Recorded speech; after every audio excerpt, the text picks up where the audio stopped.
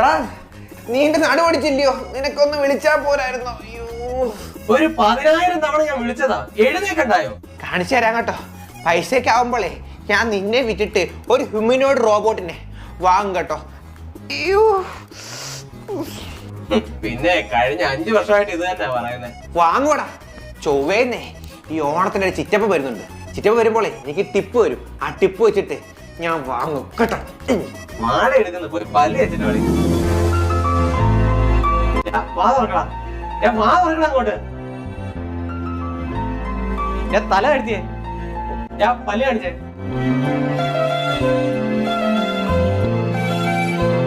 തുപ്പ് വിഴുങ്ങി മടിയൻ. ഓ, ഇവിടെ സൂചിച്ചിരിക്കുകയാണല്ലോ. എടാ നീ